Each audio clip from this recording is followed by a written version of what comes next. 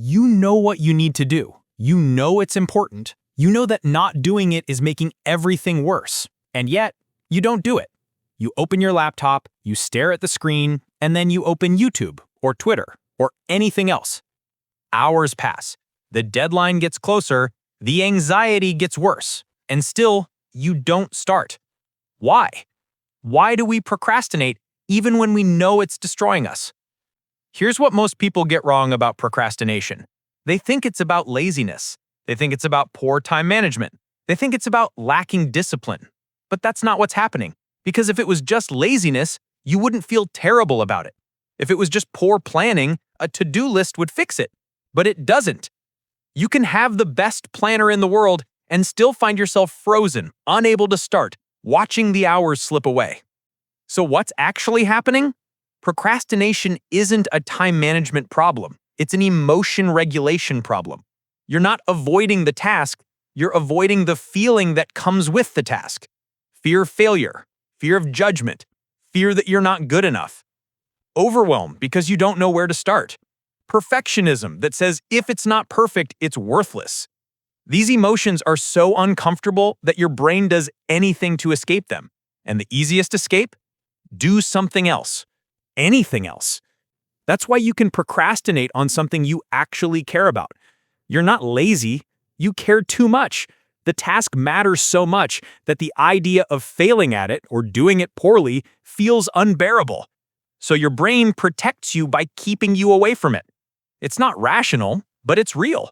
And it's why procrastination feels so awful. Because deep down, you know you're running from something that matters.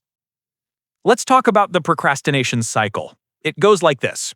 Step 1, you have a task. Step 2, the task triggers uncomfortable emotions. Step 3, you avoid the task to avoid the emotions. Step 4, you feel temporary relief. That relief feels good for maybe 10 minutes.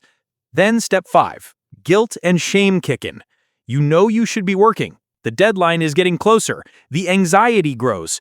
But now it's even worse because you're anxious about the task and guilty about procrastinating. So what do? You procrastinate more to escape those feelings. And the cycle repeats. And here's where it gets worse. Every time you procrastinate, you're training your brain. You're teaching it that when things feel uncomfortable, the solution is to run away. So the next time you face something hard, your brain already knows what to do. Avoid it. The pattern gets stronger. The habit deepens, and over time, procrastination stops being something you do occasionally. It becomes who you are. Now, most advice about procrastination is useless. People say, just start. People say, break it into smaller steps. People say, use the Pomodoro technique. And sure, those things can help, but they don't address the core problem. If you're procrastinating because the task makes you feel inadequate, breaking it into smaller tasks doesn't make you feel less inadequate. You still have to face that feeling, and that's what you're avoiding. So what actually works? First, you have to name the feeling, not the task, the feeling. Ask yourself, what am I actually afraid of right now? Am I afraid this won't be good enough? Am I afraid people will judge me? Am I afraid I'll fail? Am I overwhelmed because I don't know where to start? When you name the emotion, it loses some of its power. You're no longer running from some vague, uncomfortable thing. You're looking directly at what it is. Second, you have to separate the feeling from the task. Just because you feel like you'll fail doesn't mean you will. Just because you feel overwhelmed doesn't mean the task is actually impossible. Your feelings are real, but they're not facts. The task is the task. The feeling is the feeling.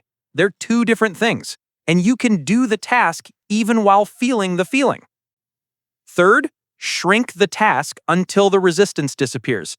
Don't tell yourself you have to finish the project. Don't even tell yourself you have to work for an hour. Tell yourself you're going to open the document. That's it. Just open it. Or write one sentence. Or work for 2 minutes. Make the task so small that your brain can't justify avoiding it. Because here's what happens. Once you start, the resistance drops. Starting is the hardest part. But once you're in motion, momentum takes over. Fourth, expect the discomfort.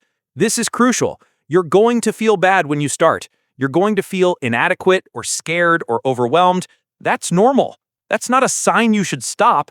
That's just what starting feels like. The mistake is thinking you need to feel good before you start. You don't. You start, and then the feeling changes. Not before, after. And fifth, forgive yourself. Procrastination isn't a moral failure.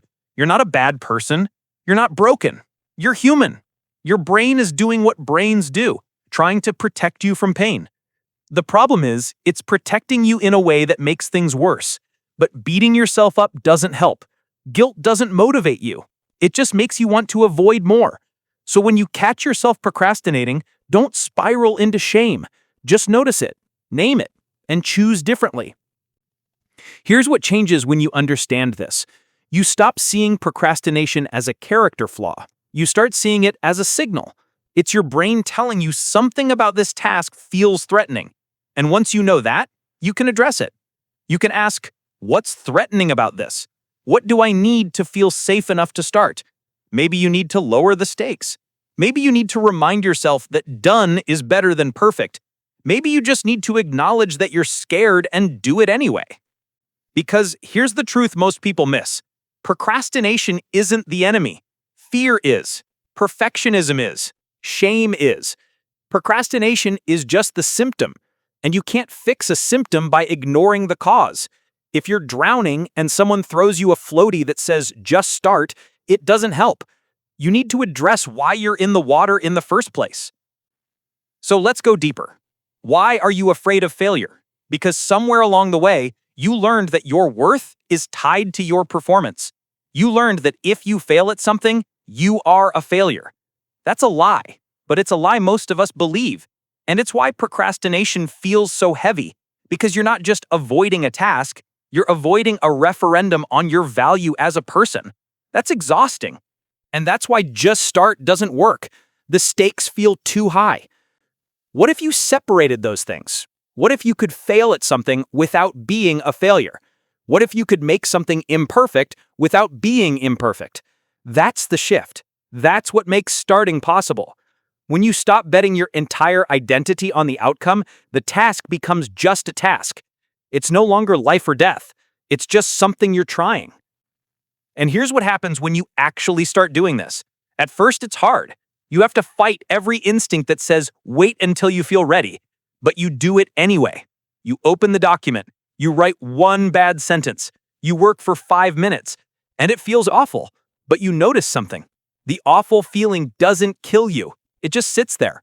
And after a few minutes, it fades. Not completely, but enough. Enough to keep going. And then something interesting happens. You start to trust yourself. Because every time you feel the discomfort and do it anyway, you're proving to yourself that you can handle it. You're showing your brain that uncomfortable feelings aren't dangerous, they're just uncomfortable. And the more you do this, the less power procrastination has over you. Not because the feelings go away, but because you stop needing them to. This is the secret nobody tells you about procrastination. You don't overcome it by becoming more disciplined. You overcome it by becoming more emotionally resilient, by learning to sit with discomfort, by proving to yourself over and over that you can do hard things even when they feel hard. That's the skill, not time management, emotion management. And once you build that resilience, everything changes. You stop waiting for motivation. You stop waiting to feel ready. You just start. Not because it feels good, but because you know you can handle it feeling bad. That's freedom. That's what it means to stop procrastinating. Not that you never feel resistance, but resistance doesn't stop you anymore. So here's what you do right now. Don't think about finishing. Don't think about doing it perfectly. Don't even think about doing it well. Just think about starting. What's the smallest possible step you can take right now? Open the document. Write one word. Send one email. Make one phone call. That's it. Do that one thing and notice what happens. Notice that the world doesn't end. Notice that you're still okay.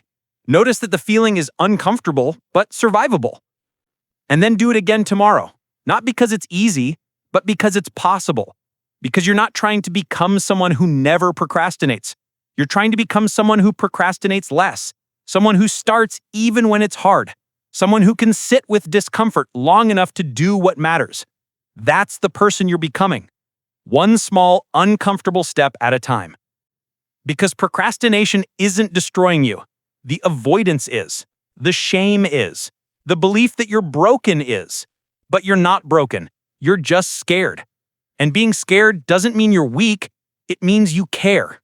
It means it matters. So take that fear, name it, sit with it, and do the thing anyway. Not perfectly, not easily, just do it. Because on the other side of that discomfort is everything you've been avoiding. Your goals, your growth, your life. And it's waiting for you, right now. All you have to do is start.